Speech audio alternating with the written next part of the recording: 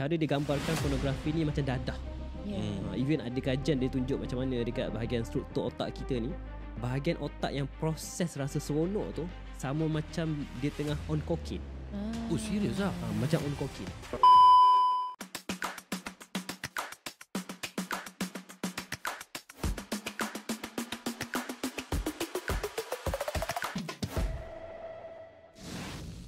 Hai, Assalamualaikum. Bertemu kembali dalam rancangan podcast. Pop lah itu, pop podcast bersama dengan saya. Podcast bersama dengan saya dengan juga Datuk Nana yang dibawakan oleh anda oleh Usanita. Usanita. Usaha. Ya. Pendek kan jadi. Apa khabar Datuk? Baik. Baju merah ni. Wah, gini macam nak pergi mana je ni. Ini kita nak cerita benda panas ni. Ya? Benda panas kena rough. Kena rough. Kena pakai macam ni lah. Ni merah, garang. Ni merah menyala. Merah menyala. Berapi. Membara sekarang Membara. Yang membara ni. Okey. Jadi kita nak cerita pasal tajuk kita ialah otak porno. Siapa otak porno? Semua orang kot. Semua Semua orang. Ini adalah salah satu krisis dunia. Krisis dunia bukan hanya negara-negara, tapi tak nak cerita pasal dunia lah. Pasal negara di krisis yang paling besar, tanpa kita sedar, dia menular. Kerana benda ni macam orang tak ambil pot, tapi sebenarnya benda tu ada kepada diri. Macam tak ambil pot. Setiap orang kan. Jadi inilah satu bisnes yang paling besar di dunia tanpa disedari kerana dia illegal. Ya. Illegal. Tapi nak cakap pasal benda ni, saya rasa saya bukanlah orang dia. Dan kita bersama. Ingatkan kita. Ingatkan dah ada dah orangnya. Dah ada kat situ. Nampak macam baik ni. Tapi nak cerita pasal otak porno ni, saudara Aiman Amri. Tapi sebelum tu saya nak bacakan lah. Sekejap lagi orang cakap, ini siapa ni nak cakap pasal porno-porno ni kan. Okey, ni dia ada Bachelor of Science dalam Psikologi daripada University of Nottingham, United Kingdom. Master of Human Science and Psychology, Clinical Counselling daripada IIUM Gombak. Pengalaman kerja Special Need Educator come Assistant Psychology, Manager for Akademi Jiwa Damai di Pusat Pakar Psikologi Jiwa Damai. Juga penerbit buku berjudul Autism Unik atau Pelik. How Are You? Pendiam. 3 buku menyediakan kursus atas talian untuk mempelajari teknik praktikal untuk bebas daripada tabiat pornografi melalui perspektif psikologi. Break the chain. Wow. Dan hari ni dia bersama dengan kita kat dalam podcast Hitam Putih. Apa yang kita nak tanya dengan Aiman hari ni it's all about porno. Kau jangan nak judge. Kau orang jangan nak judge, kau orang cakap jangan nak rasa nak baik sangat. Okey, kau orang dekat luar sana yang tengah tengok podcast ni, siapa yang tak pernah tengok porno, angkat tangan. Angkat tangan. Aku seorang yang angkat tangan. Ini masalah kita bukan nak melucah ke apa. Kita nak cerita juga kat sini sebab ini penyakit yang semakin menular. Dia macam ketagihan memang betul dia ketagihan. Bukan kata kat orang tua je, budak-budak pun sekarang ni. Tapi nak cakap lebih banyak, okey kita tanya dengan Aiman dululah. Apa definisi ketagihan pornografi ni? Sebenarnya kalau macam tadi tanya ketagihan atau tak kan. Kalau kita nak sebut satu benda tu ketagihan, sebenarnya dia dah macam nama penyakit. Kan, contoh kalau macam ketagihan dada, morfin, ais, syabu semua tu. Itu memang kalau dalam medical memang dah kategori sebagai penyakit. Yang cabaran pornografi sekarang adalah sebab benda ni dia lihat sebagai benda yang normal dekat barat. Yang itu bukan negara lah. Dunia yang banyak menentukan dari segi senarai penyakit. Contohlah kita kata kita kata sakit jantung kan. Dia mesti tersenarai dalam satu buku medical kitab semua ni yang kata bahawa cardiovascular disease bla bla bla masalah ini sebab dia penyakit, so ini rawatannya. Tapi kalau pornografi ni sebab dekat sana dia anggap macam benda ni normal. Macam dia kata biasalah boys will be boys kan. Ataupun remaja dia baru nak puberty dia akan nak kenal tengok pornografi. So sebab benda ni nampak biasa dekat sana, so dia orang tak jadikan pornografi ni sebagai penyakit. Dia tak nampak ni sebagai ketagihan. So bila tak tersenarai sebagai ketagihan, tak adalah rawatannya. Itu cabarannya. Beza. Adakah disebabkan pornografi ni bisnes yang terlalu besar? Boleh jadi. Jadi billion dollar industry. I think trillion.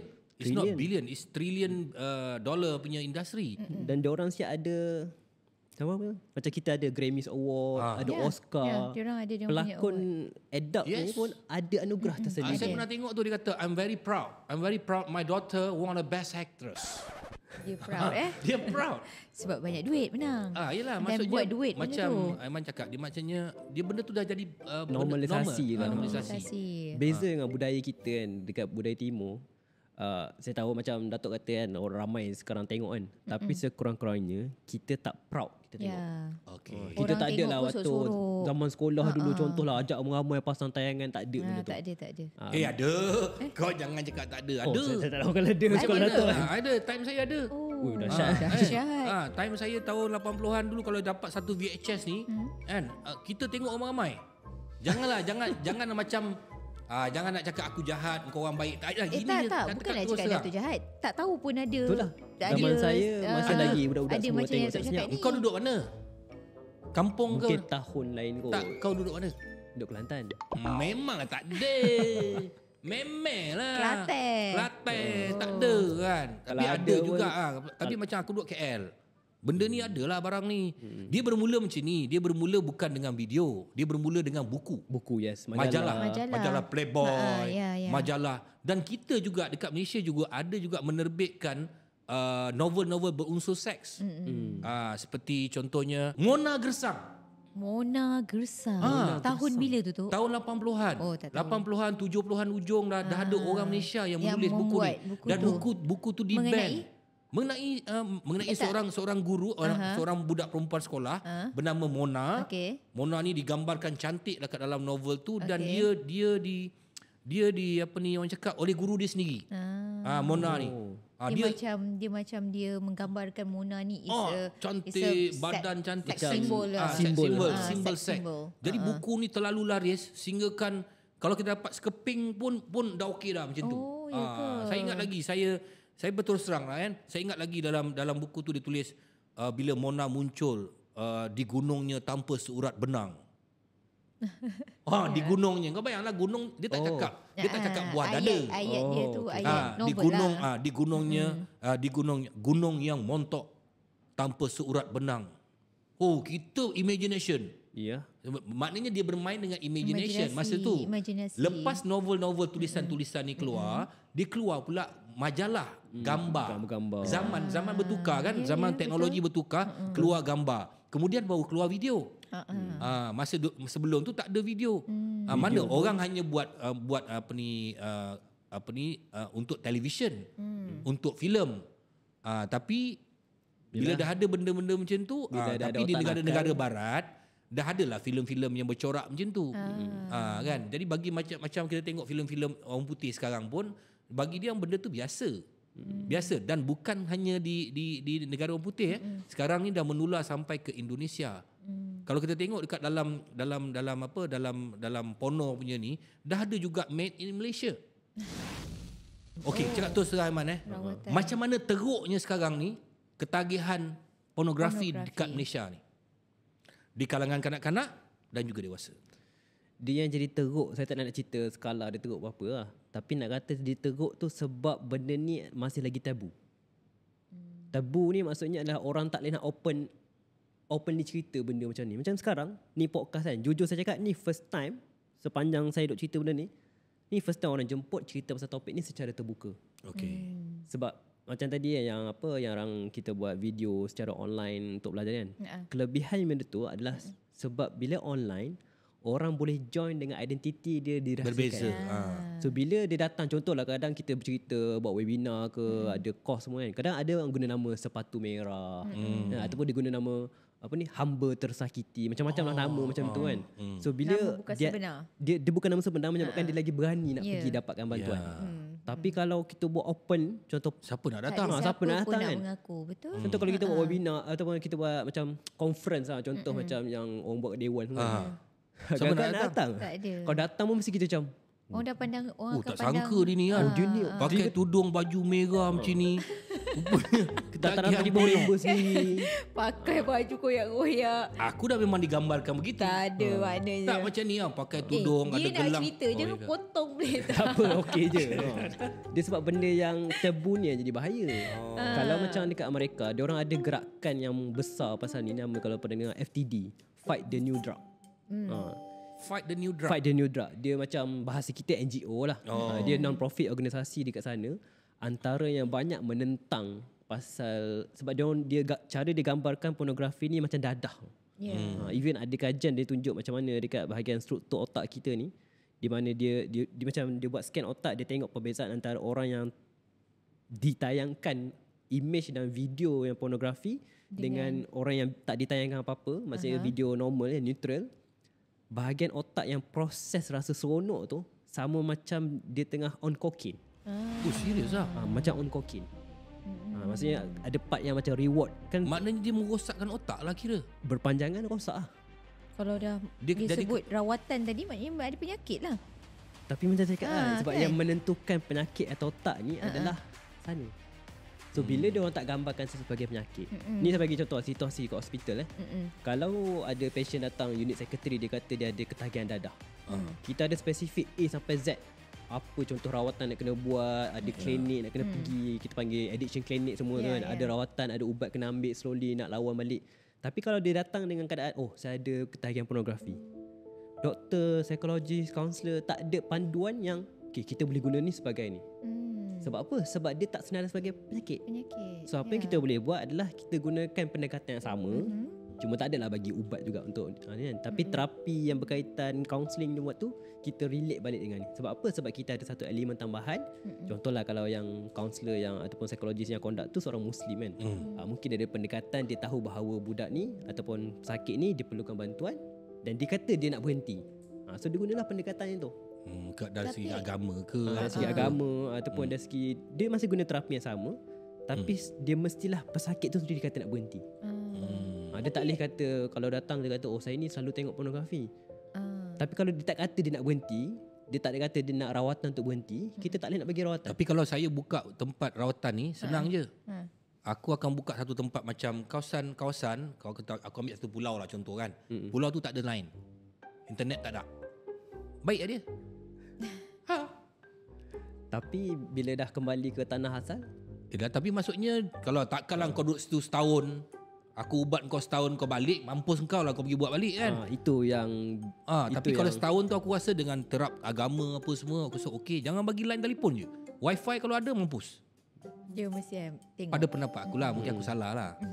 Dia, kita panggil tu macam cold turkey lah kan. Macam orang kata nak berhenti merokok, terus stop tiba-tiba kan. Tapi yang bahayanya kalau even contoh orang yang merokok pun, contoh kalau dia dah biasa merokok satu hari, satu kotak, dua kotak kan, tiba-tiba kita suruh dia berhenti terus, tak juga. Betul juga kan. Efek teruk. Sebab apa? Sebab badan dia dah dependent. Dia dah immune dengan benda tu kan. Dia nak benda tu kan. Literally struktur otak tu dia dah anggap macam ni lah. Dia macam dah anggap bahawa, ni saya bagi analogi lah, macam benda tu oksigen bagi dia. Maksudnya struktur otak tu dah berubah. Contoh macam kokain tadi kan. Struktur otak dah berubah, dia perlukan dadah. Sebab tu orang yang first time ambil dadah dengan orang yang dah lama ambil dadah, concentration lain. Orang yang first time ambil dadah kan, tak tahu cara dia buat, sekali suntik terus best. Tapi orang yang dah selalu ambil dadah, dia takkan ambil concentration sama, mungkin lagi tinggi ataupun ubat lagi pure untuk dapat rasa seronok yang sama. Sebab apa? Sebab dia dah, kita panggil istilah ni desensitize. Dia mencari lebih. yang lebih. Dia nak lebih. Jadi macam orang ketagih porno ni pun sama jugalah. Dia nak lebih. Dia akan lebih cari. Itu yang Datuk kata tadi, starting baca. Kan kalau macam zaman sekolah, minta maaf saya sebut lah zaman sekolah dulu, kadang antara benda yang menjadi pintu first nak kenal pornografi adalah artikel-artikel macam Cikgu Suraya. Kalau Datuk pernah dengar lah.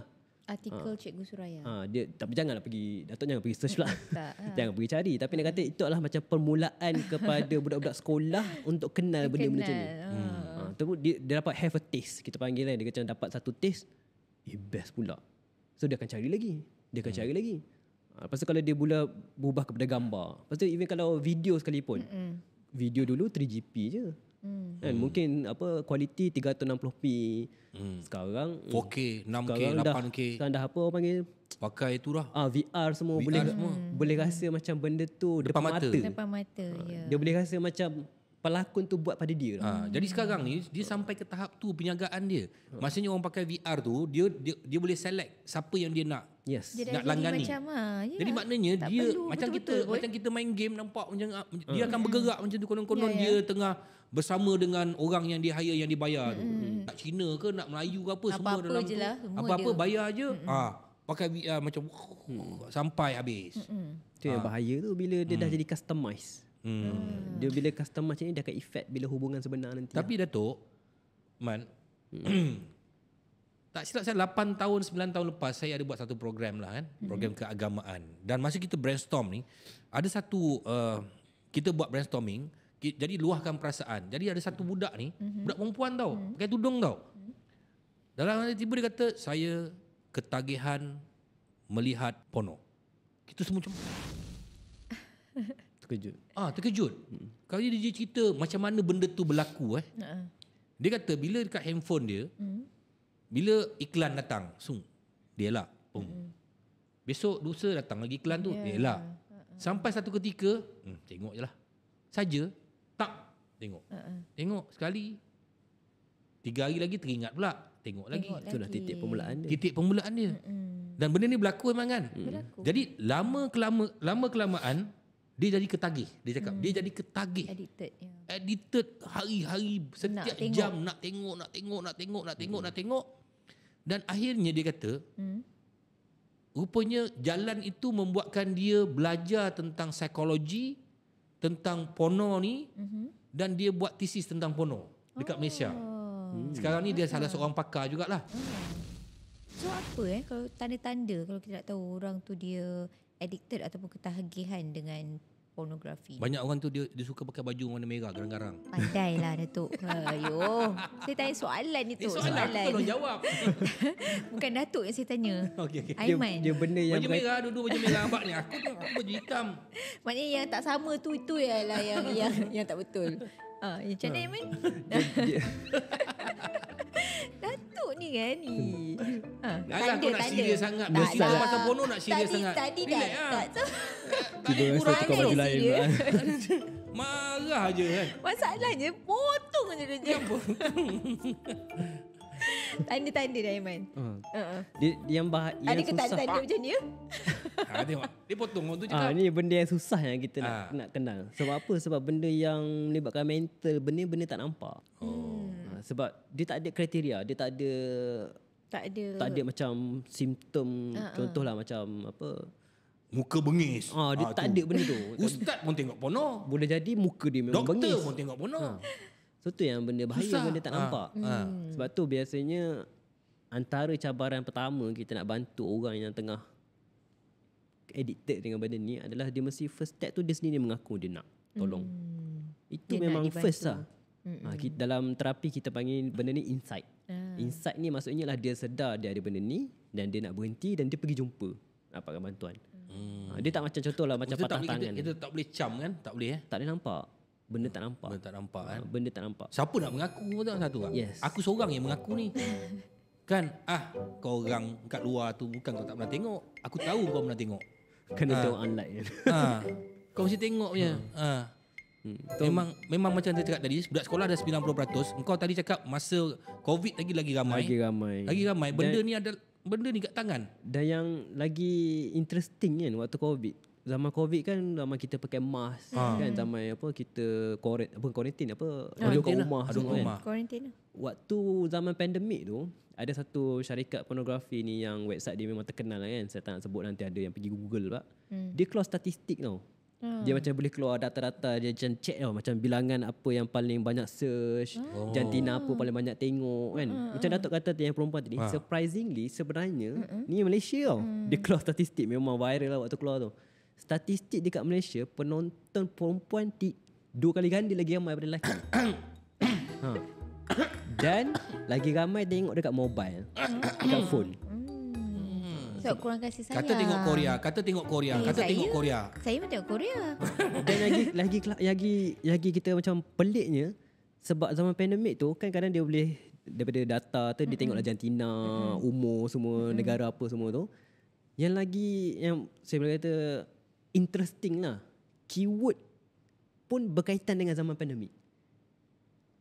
Faham tak saya Tak jumpa? faham, tak Tak faham macam ni Keyword yang dia jumpa adalah perempuan pakai mask, kena COVID buat dekat hospital. Maksudnya tema pandemik. Nak kata bahawa dia up to date-nya dia punya imaginasi tu. Dia up to date dengan zaman tu. So keyword pasal apa, ni pakai mask lah, doktor tengah check pasal sakit COVID apa, ada dah dia keluarlah keyword antara famous tu. Semua yang tema-tema pandemik. Nak kata Mengikut bahawa waktu itulah. dia imaginasi tu dia seiring dengan suasana. Sebab apa? Sebab imaginasi tu dah wild sangat, dah liar sangat. Benda biasa dia dah rasa macam boring. So dia nak something yang baru, different. So benda ni kita panggil novelty. Novelty. Ni maksudnya kelainan daripada yang asal untuk dia dapatkan keseronokan yang sama. Macam kalau kita ambil dadah tadi kan, dia kena try dadah lain pula, ataupun dia kena ambil dadah yang dos lagi tinggi, Lagi advance. untuk dapat seronok yang sama. Okey. Sebab badan dia dah desensitize dah. Dia beza dengan macam orang first time tengok kan. Mungkin orang yang first time tengok tu macam Datuk kata yang first time baca buku, tengok satu page pun dah macam wow. Tapi orang Macam yang tu salah. tak nak baca lah novel tu kan. Lah ini benda yang perniagaan yang terlarang yang menjadi keseronokan manusia yang Dan dilarang. orang yang membuat tu kaya raya. Yang dilarang oleh agama. Ya, betul. Tapi jadikan halal di mata manusia. Biar orang akan carilah benda macam tu. Dan yang jadi hujah kadang-kadang, even kita negara budaya Muslim sendiri pun kadang-kadang antara jadi hujah dia kata hujahnya kan kadang-kadang benda-benda yang adult ni dia akan tulis are you over 18 kan. So dia orang punya hujahnya adalah bila dah lebih 18 tahun kau boleh tengok. Padahal kalau agama kita tak kisahlah kau umur berapa pun benda tu tetap haram. Haram. Itu yang jadi cabarannya bila ni. Tapi yang macam ni kan sebab benda ni dia something macam silent war. Dia macam perang nak melawan dadah ni, perang yang berlaku secara diam. Tak adanya government nak keluar apa ni ops melawan pornografi, tak ada. Sebab apa? Sebab benda ni dia macam masing-masing simpan masing-masing. Betul, tapi Lagipun itu mungkin yalah sebab benda tu silent, tak dipertunjukkan, tak ada orang pun yang tahu siapa yang ketagihan. Dan jadi, budaya kita pula jadi sukar budaya untuk bertentangan benda tu. Betul. Cuma tapi budaya sebenarnya benda ni kena ada education. Education. Saya kalau macam ada education daripada sekolah rendah tentang mata pelajaran seks, saya rasa saya sokong. Datuk sokong. Entahlah. Memahami seks, apa itu seks? Untuk education wise tu mungkin perlu adalah syllabus dia, cara dia kan. Lah. Bukan mengajar orang buat, tapi macam mana apa itu seks sebenarnya. Aiman sokong tak? Jujurnya memang saya sokong, tapi subjek tu sebenarnya dah ada dalam kita punya pendidikan kesihatan.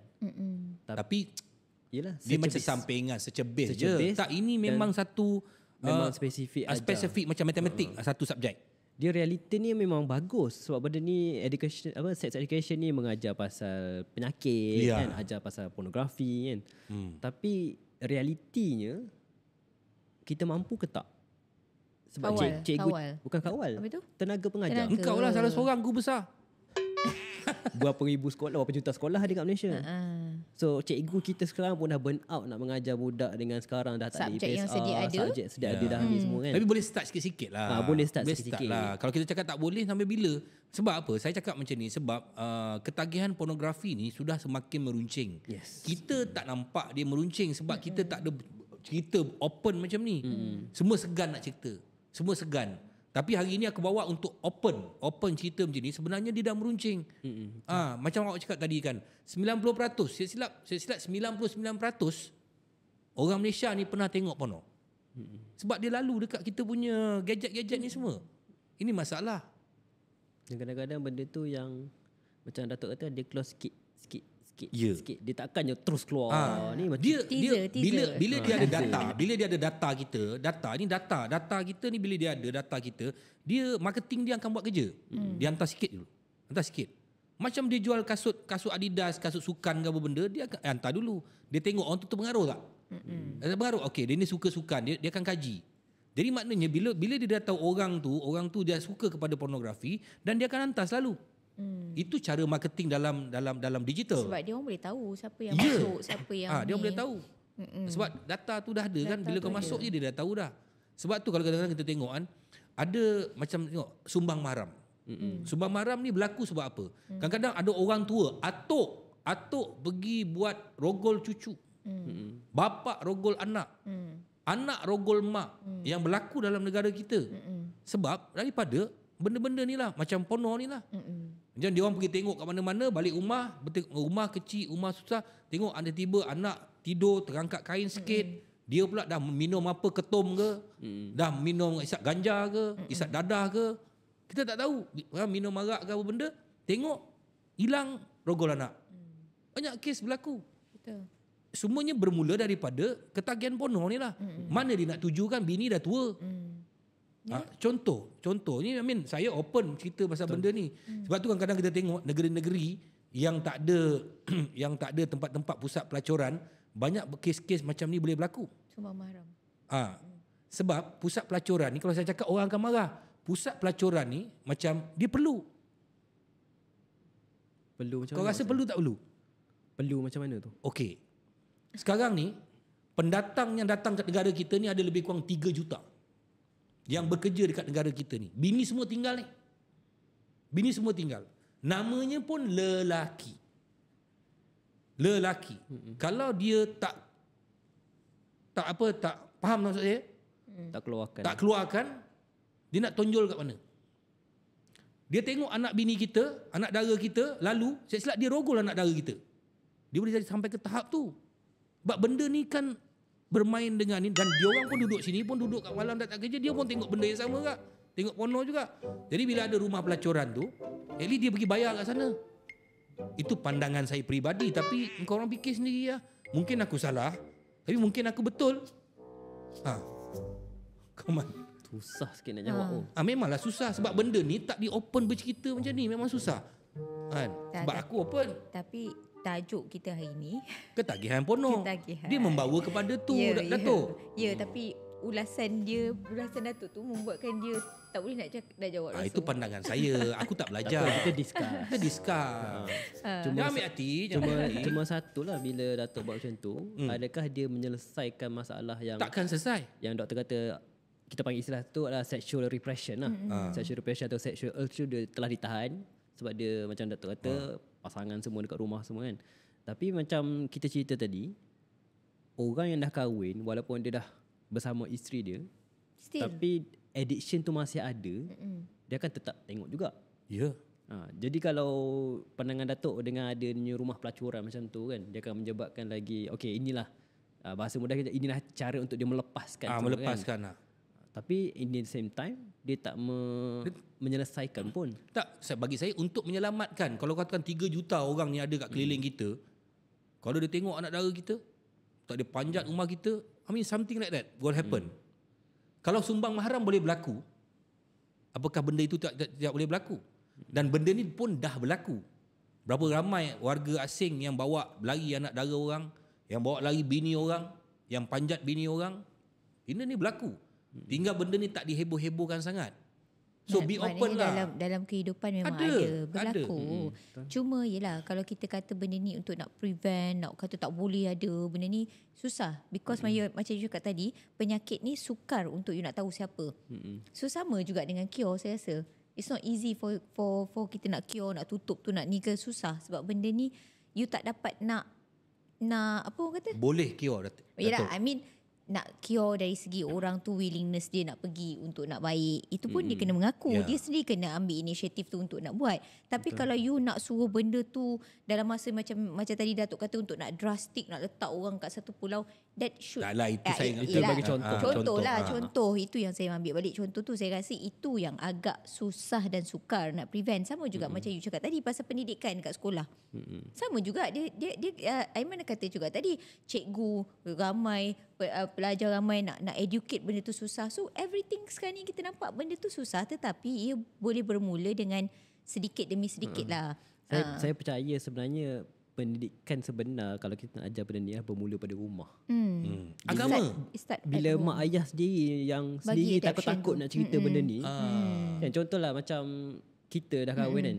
Berapa ramai yang daripada kita sini, sebelum kita kahwin tu kita ada belajar something pasal seksual daripada mak ayah sendiri. No, kita sendiri masa pergi daftar kat JAKIM pun tak diajar benda ni. Ya. Yeah. Sepatutnya nak menjadi suami isteri patutnya diajar.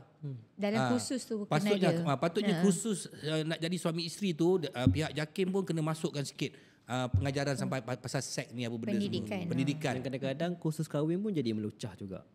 Ini yang kita punya cabaran. Sebab apa? Macam dia back to basic lah. Di mana kita tak boleh nak cerita benda ni secara matang. So kalau mak ayah contohnya, mak ayah dekat suasana dekat rumahan, sebab kita nak harapkan cikgu kat sekolah memang kita nak kontrol. Kita tengok anak sendiri. Kita discuss tak dengan anak kita pasal benda-benda berkaitan pornografi? Saya discuss. Kalau discuss bagus. Sebab saya discuss. Tapi ada parents yang rasa macam lucah, jangan cerita benda macam ni. Saya contohnya Datuk anak saya masa sekolah rendah apa semua tengok cerita orang putih dalam TV lah. Orang putih bercium. Orang rumah saya dia tutup mata. Jangan tengok. Saya kata buka, tengok. Orang rumah cakap apa pasal you ni? Lepas tu saya terang kat dia, ini budaya barat. Budaya barat dia memang kissing macam ni, memang tak tahu malu. Kita bukan macam tu. Kita ada budaya kita ada budaya kita. Kita ni salam, cium tangan, hormat. Bukan cium pipi, cium mulut. Bukan. Maknanya at least dia tahu. Jadi saya bila masuk sekolah menengah saya akan cakap dengan dia, seks tu best. Seks ni Allah jadikan lelaki dan perempuan ni, lelaki perempuan kalau nak ada zuriat, dia kena ada perhubungan tu. Jadi seks ni dilarang kalau dia tak halal. Yang tak halal ni lah yang dibuat oleh orang-orang Yahudi untuk merosakkan manusia sejagat. Benda yang haram. Contoh dalam Quran kata minum arak tak boleh. Tapi dia orang buat minum arak pakai kod, nampak style perempuan sini minum arak. Jadi kita macam wah style. Faham tak? Dalam movie pun. Dalam movie semua. Jadi apa yang ditidakkan, yang tak boleh dalam Quran, dia orang akan cuba bolehkan dalam dunia ni. Nak bagi nampak benda tu bagi nampak halal.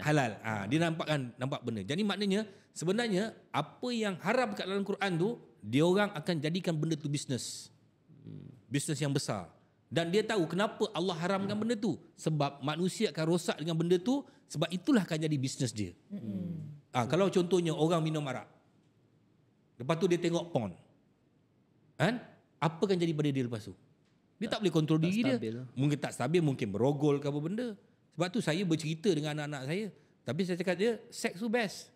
Tapi lagi best kalau kau dapat simpan engkau punya perawan kau dan kau tunggu hari pernikahan kau. Dengan orang yang halal. Dengan halal. Lagi best. Tapi saya boleh cakap macam tu lah. Saya kata kat dia, bolehkah aku kontrol kau 24 jam? Aku tak boleh kontrol kau. Engkau kena kontrol diri kau lah.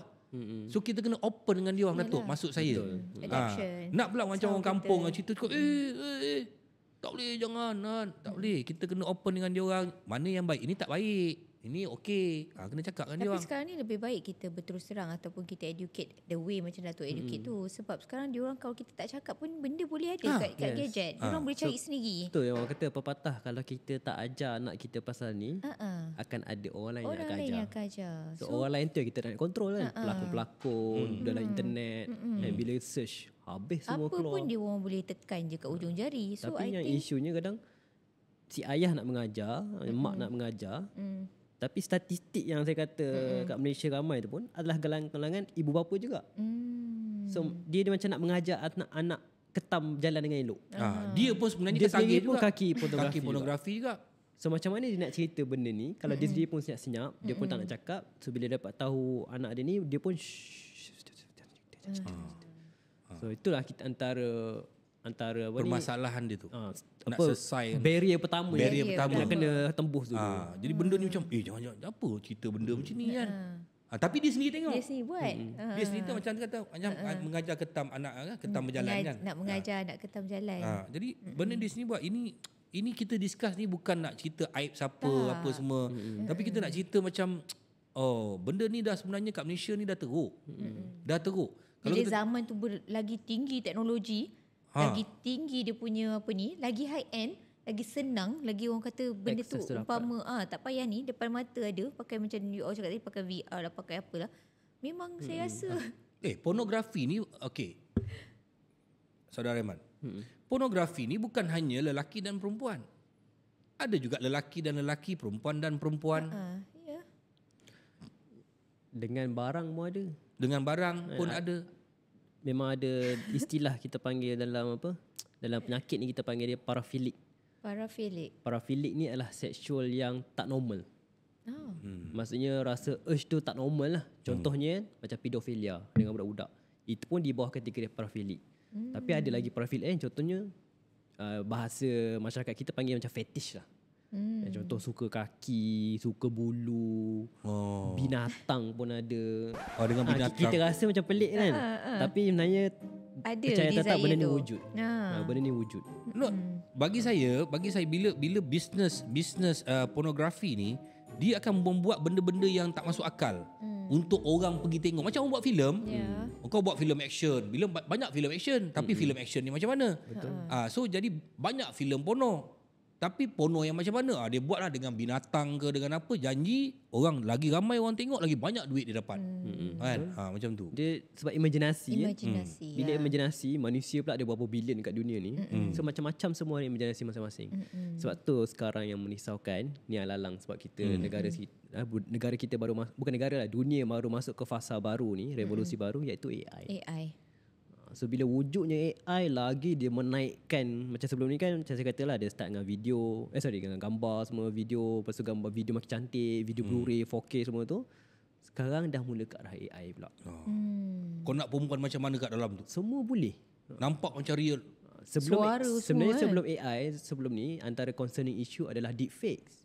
Tahu deepfakes?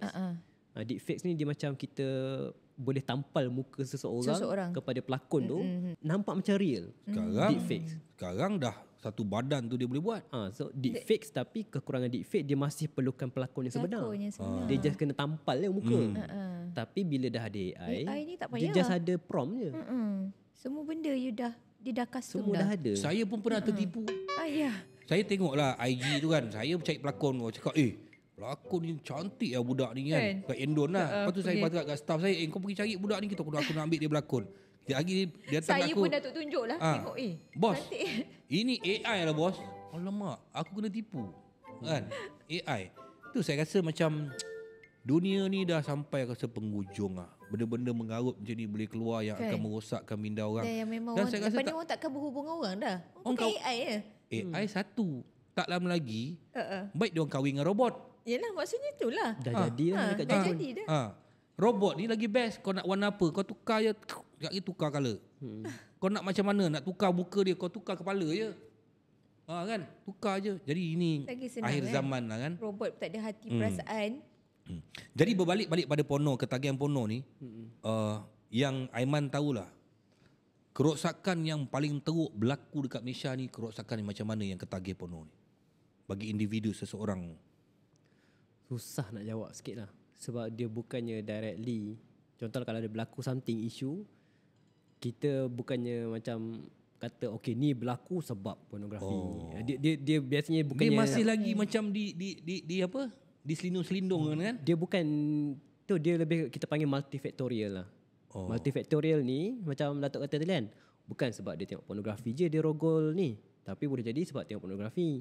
Lepas tu dia waktu tu dia minum arak. Lepas tu banyak mungkin dah berapa bulan dia tahan. Lepas tu mungkin faktor pula apa ni, dia ni jenis dia banyak benda personality jenis macam tu. So dia boleh campur resepi banyak ni, keluar.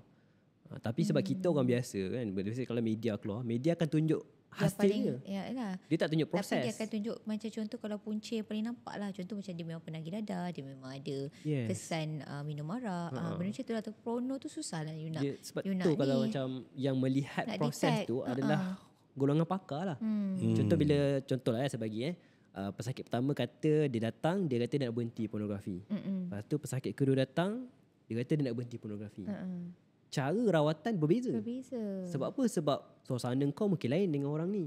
Mungkin yang ni dengan mak, dia duduk dengan mak dia, dengan ayah dia macam ni. Ini mungkin dengan kawan dia macam ni. Lepas tu ni mungkin personality dia macam ni, ni personality macam ni. So bila ada perbezaan tu menyebabkan pendekatan pun dia akan jadi customise. Lain lah. Sebab tu terapi, kalau macam pergi, kita tengok orang pergi jumpa psikologis ke, pergi kaunselor kan. Dia punya syllabus terapis tu lain-lain. Different. Dia mungkin ada kerangka tu sama, tapi pendekatan tu lain. Dia takkan sama. Sebab tu bila Datuk tanya apa keadaan yang paling teruk berlaku sebab pornografi, dia susah nak cakap benda ni berlaku sebab pornografi. Dia ada berkait benda-benda lain. Dia ada berkait benda lain, campur-campur banyak benda dengan faktor budaya kita lagi kan. Ada orang dia tak membuat masalah, dia tak ada apa-apa pun, tapi dia sebenarnya adalah ketagihan ni. Tapi sebenarnya itu dia tak mungkin, ada. Dia kerja itu belum bagus. ketagih kot. Tak. Ada orang ada. yang dia kerja bagus, dia apa. Tak dia ada buat apa, kerja you tak boleh nampak dia apa pun. Tapi sebenarnya dia adalah ketagihan ni ada. So benda ni susah nak nampak, nak cakap pun susah kita nak kata. Ini antara ataupun hujah. nak tuduh orang tu oh you ni ketagihan porno ni susah. Ni ketagihan porno ni susahlah kita nak tuduh. Ada muka aku ketagihan porno. Itu ya hujah yang kita susah nak. Itulah dia kata susah nak cakap tu. Sebab apa hujah macam tu? Contoh kata I don't hurt anybody. Aku tak rosakkan sesiapa, aku tak buat masalah sesiapa, aku buat cerita sendiri. Aku buat hal sendiri, tengok sendiri dan kerja still jalan je biasa. Tak ada apa pun yang berlaku. So I tak bagi create dia, any problems. So pada dia macam so dia berbalik pada konsep saya cakap tadi lah. yes. Kalau orang tu tak rasa benda tu problem, betul. dan dia tak nak berhenti. Saya kurang setuju dengan Tak, bukan maksud I tak debat pasal nak setuju atau tak setuju. I kata benda ni susah untuk you nak determinate, untuk you nak apa susah. Macam saya I nak contoh, I nak tuduh orang ni tak boleh.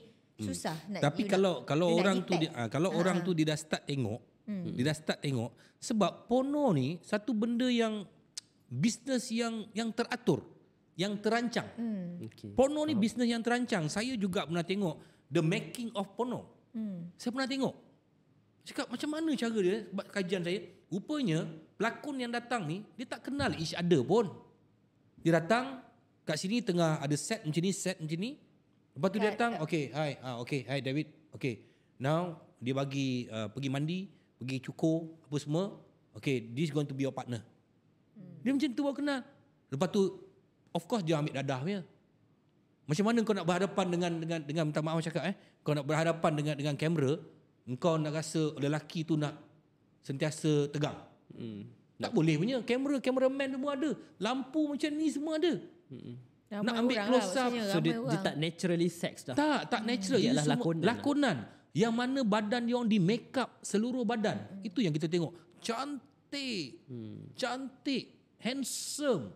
Because habuan yang dibagi itu besar. Dan dia orang ni siapa? Kadang-kadang dia orang ni macam contohnya lah, mungkin dia orang ni dulu asal dia homeless ke, duit tak nak. Janji duit. Ada yang dia making dia macam buat filem.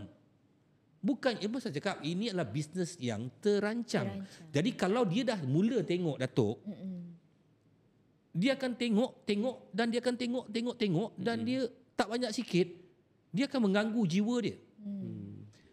Contoh je lah, okay, dia pergi satu office. 50 orang perempuan, 50 orang lelaki. Dia tengok porn. Takkan dia tak kacau salah seorang ke dalam tu. Logik manusia kan dah objectify. Because bila dia terbabit dengan ni, masa inilah syaitan akan masuk ke dalam jiwa dia. Bila syaitan masuk ke dalam jiwa dia, kau tak boleh kontrol. Syaitan mempengaruhi kau. Sebab tu bagi saya sebenarnya boleh ubat tapi dengan menggunakan agama. Yalah. Kalau dia dekat dengan Al-Quran, macam kita orang Islam dekat dengan Al-Quran apa semua, insya-Allah dia semayang 5 waktu, contohnya lah. Okey, kau dah semayang subuh. Ni. Lepas tu kau nak tengok porn. Sekejap lagi nak semayang Zuhur. Lepas semayang Zuhur kau nak tengok porn. Sekejap lagi dah asar. Sebab tu saya rasa 5 waktu tu penting. Benda tu jadi pengingat balik. Dia ingat macam aku buat salah ni. Berdosa lah ni Kang. Aku nak pergi sembah Tuhan, lepas tu aku nak buat salah. Lepas tu sembah Tuhan buat salah. Jadi benda tu ada ketakutan. Lepas tu mengaji, zikir. Itu saja sebab benda ni syaitan. Okay. Benda ni bersangkut paut dengan syaitan. Saya cuba cabar. Saya bukan menentang tau. Okay. Saya cuba cabar. Okey, macam mana pula itu situasi bagi orang yang masih rasa pornografi itu salah? So dia masih rasa macam agama tu benteng pada dia. So macam mana pula orang yang dah dibesarkan untuk solat, jaga, zikir, baca Quran semua setiap hari, tapi kan ada pepatah kata orang yang pendosa ni dengan orang yang beriman, dia nampak dosa ni macam, contoh orang beriman dia nampak dosa ni macam gunung yang hempak badan dia. So kalau dia buat salah tu macam menyesal sangat-sangat. Tapi untuk orang yang munafik contohnya kan, dia rasa macam dosa ni macam lalat yang hinggap dekat hidung, lalu tepis sikit dah hilang. So macam mana pula situasi orang yang jaga solat semua sebab mungkin family background agama jaga semua kan, tapi benda tu ritual bagi dia. Dia tak rasa pun macam clash. Buat apa ni, jaga solat semua, lepas habis tengok pornografi dia tengok je. Okey. Dia itu cabaran dia. Betul. Memang ada tu saya kata pada awal tadi. Ustaz pun ada terbabit. Cendekiawan pun ada terbabit. Menteri ke apa ke ada terbabit. Semua manusia dalam kategori apa pun ada terbabit. Mungkin tak semua, tetapi peratusan dia mungkin tinggi. Kan? Benda ni macam hiburan yang macam dunia ni apa bagi lelaki? Perempuan. Dunia ni apa bagi perempuan? Lelaki secara generalize. Kan? Kan? Jadi kalau dia semayang ke apa semua, dia benda tu dia terkait dengan benda tu, dibagi dia tak ada apa-apa. Sebenarnya ada apa-apa. Pasti ada apa-apa. Okey, contoh contoh yang ada apa-apa yang susah tu kita. Okey, contoh dia tak tangible. Minta maaf semua Berjimat cara Islam. Kita mesti berselimut. Even mandi pun kita kena pakai basahan. Sebab bukan kita ada orang tengok, malu dengan Allah. Maksudnya kita berjimat pun kena pakai selimut. Mana manusia tahu ni berpassion ni? Berjimat berpassion. Bukan daripada porno ke? Passion maksudnya macam berpassion lah, style. Kaki position. terangkat, position apa semua kan. Kitab agama ada ajar. Betul. Tapi saya faham point Datuk lah. Tutup. Tak semua dia orang belajar dari situ. Macam mana kau nak tutup? Kaki kau dah kat atas bubong. Satu kat bawah kat lantai. Contoh. Jadi maknanya sebenarnya itu saya cakap tak banyak sikit, walaupun dia mengaji ke apa semua, dia terbabit benda tu, dia mesti ada. Dia slowly kikis. Sebab setan ni dia akan larut kau. Okey, macam mana awak tengok macam mana guru agama, guru Quran boleh liwat anak murid lelaki dia? Apa tak cukup ke engkau ilmu Quran ni? Mesti ada sebab kenapa dia terbabit sampai meliwat anak murid dia. Dan membuat dia ada keinginan. Keinginan tu. Pengetahuan dia tentang seks yang luar tabi'i contoh. Kan? Nak cakap benda ni kadang-kadang cakap tadi nak cakap benda ni macam dia macam ni lah, macam apa kalau kenal Ustaz Norman Ali Khan kan. Dia selalu gambaran dia kata gambaran orang yang tengok pornografi ni ibaratnya macam dia mencantas dia punya jiwa, roh dia. So mungkin dia tengok sikit, dia cantas sikit. Contoh kalau ni contoh lah kan, contoh roh kita tu bulat kan. So sekali kita tengok tu kita cantas.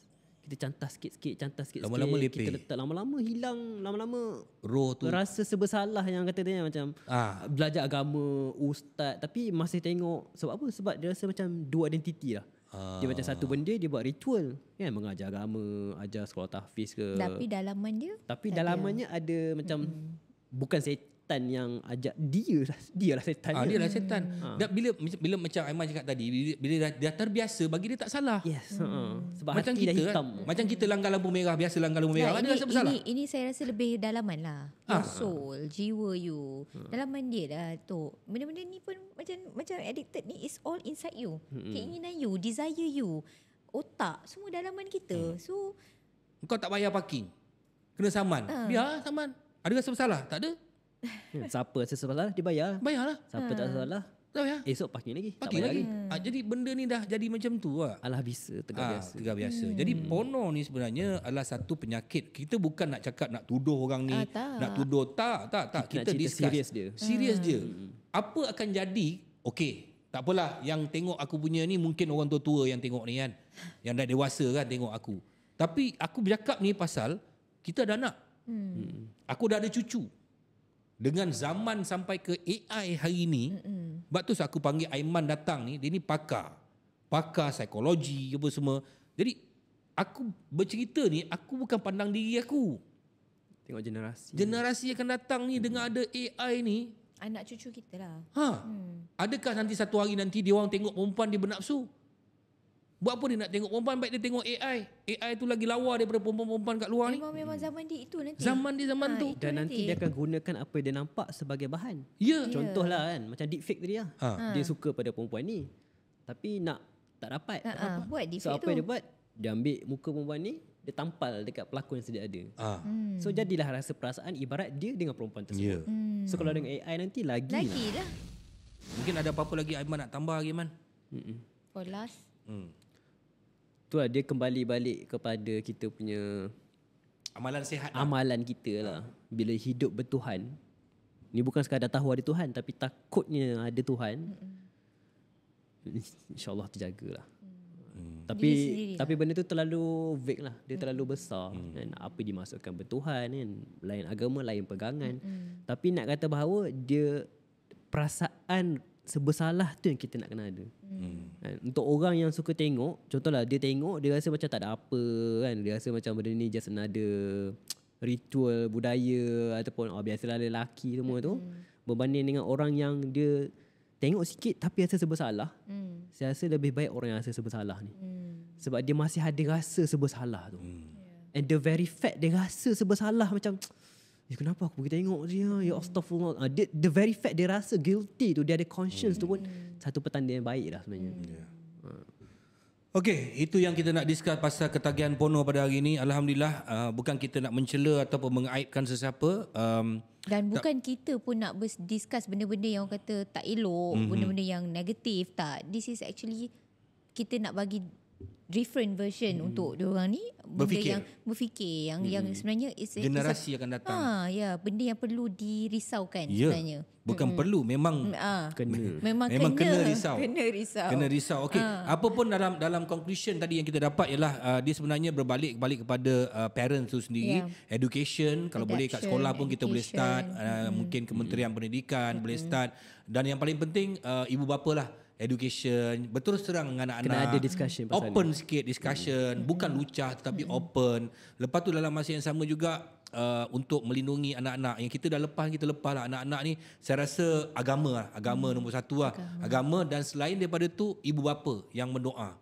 Doa, kekuatan doa, ajaibnya doa ni ibu bapa supaya anak kita tak sampai ke tahap tu lah.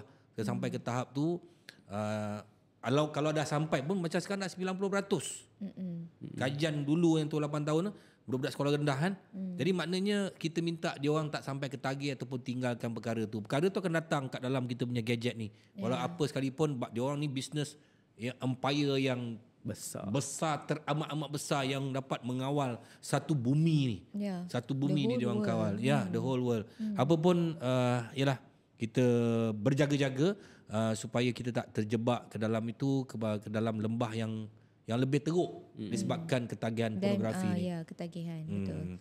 Thank you Cik Aiman, saudara Aiman. Baik, Assalamualaikum. Terima kasih banyak. Jangan lupa untuk saksikan Hitam Putih Kehidupan di YouTube channel Suhan dan juga Usanita setiap hari Ahad 9 malam. Bye. Assalamualaikum. Ku Usanita.